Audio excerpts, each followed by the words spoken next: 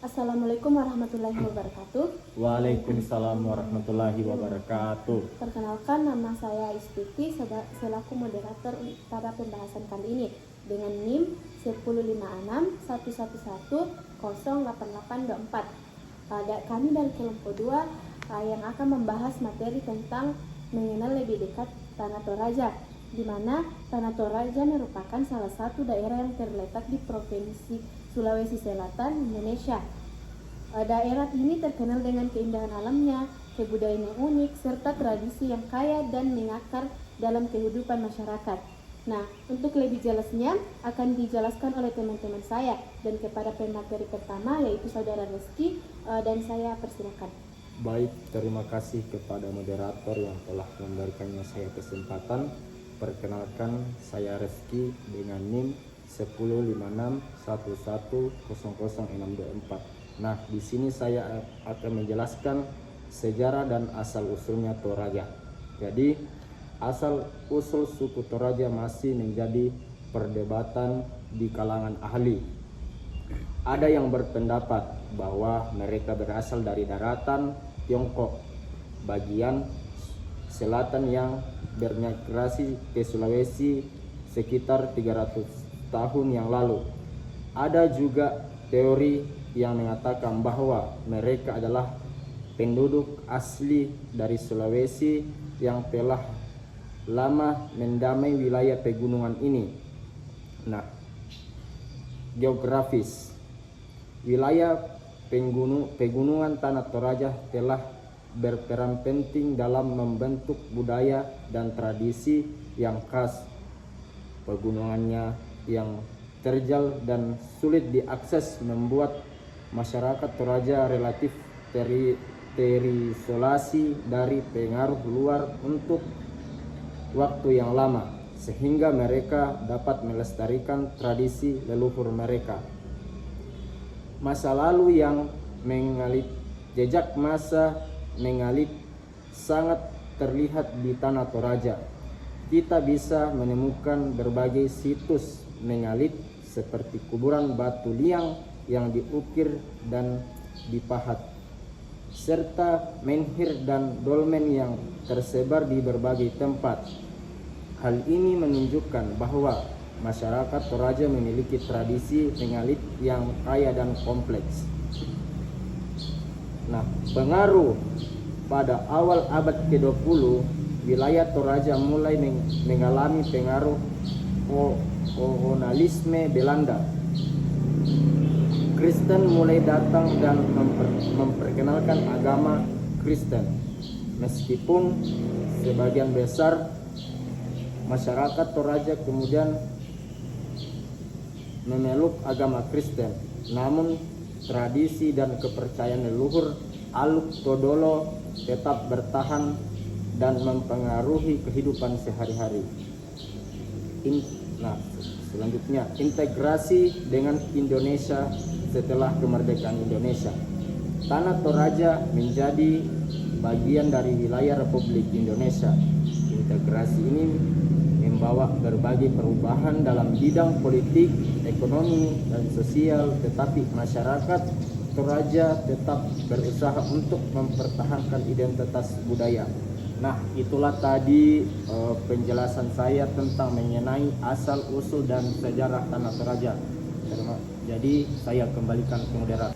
Baik, itulah tadi pembahasan dari Saudara Reski. Untuk penjelasan selanjutnya akan dilanjutkan oleh Saudari Nur Akila sebagai pemateri kedua, dan saya persilakan.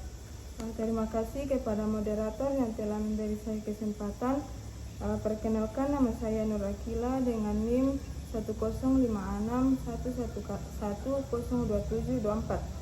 Di sini saya akan menjelaskan tentang sistem kepercayaan dan Aluk Todolo. Aluk Todolo. Sebelum masuknya agama Kristen, masyarakat Toraja menganut kepercayaan leluhur yang disebut Aluk Todolo, yang artinya jalan para leluhur. Aluk Todolo adalah sistem kepercayaan yang kompleks yang mencakup kosmologi, mitologi, ritual, dan aturan-aturan sosial. Deata atau dewa.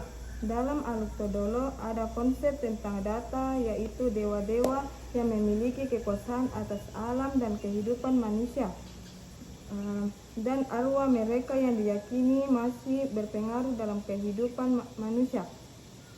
Ritual dan upacara. Aluk Todolo melibatkan berbagai ritual dan upacara yang berkaitan dengan siklus kehidupan, seperti kelahiran, kematian, panen, dan pembangunan rumah. Ritual dan upacara ini merupakan bagian penting dari kehidupan sosial dan budaya masyarakat Toraja. Hubungan dengan agama Kristen. Meskipun sebagian besar masyarakat Toraja telah memeluk agama Kristen, namun nilai-nilai Aluk Todolo tetap mempengaruhi cara mereka menjalankan agama Kristen. Sinkretisme antara Kristen dan Aluk Todolo sering kali terlihat dalam praktik keagamaan masyarakat Toraja.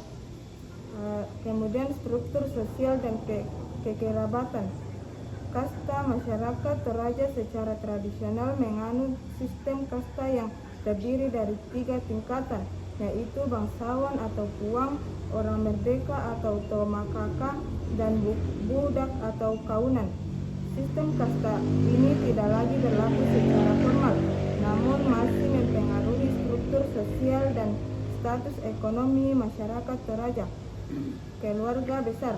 Keluarga besar memiliki peran yang sangat penting dalam kehidupan sosial masyarakat Toraja. Keluarga bukan hanya terdiri dari orang tua dan anak, tetapi juga meliputi kakek, nenek, paman, bibi, dan sepupu. Tongkonan.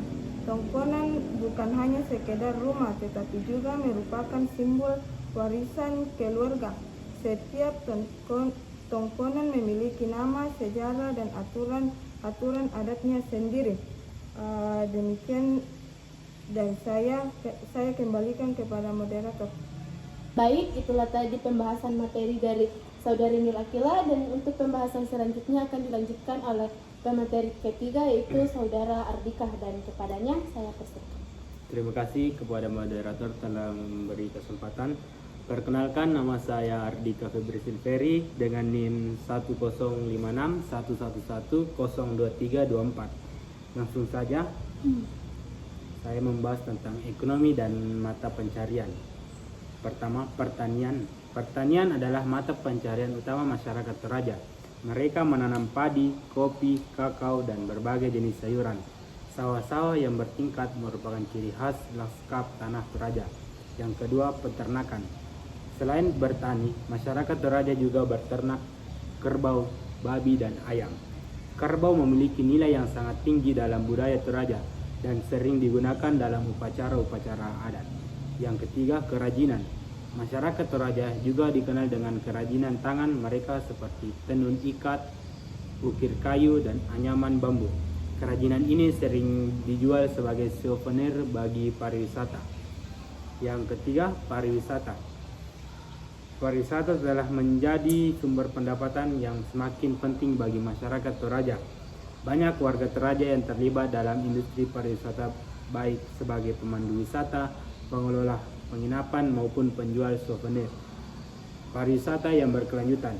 Tantangan pariwisata yang berkembang pesat telah membawa dampak positif bagi perekonomian masyarakat Toraja, namun juga menimbulkan beberapa tantangan seperti komersialisasi budaya, kerusakan lingkungan, dan perubahan gaya hidup masyarakat. Pariwisata berkelanjutan. Untuk mengatasi tantangan tersebut, diperlukan upaya untuk mengembangkan pariwisata yang berkelanjutan, yaitu pariwisata yang memberikan manfaat bagi masyarakat lokal dan menjaga kelestarian budaya, melindungi lingkungan. Peran masyarakat lokal. Masyarakat lokal harus dilibatkan aktif dalam perencanaan, pelaksanaan, dan evaluasi pariwisata. Mereka juga harus mendapatkan manfaat yang adil dari pariwisata. Sekian dari saya kembalikan ke moderator.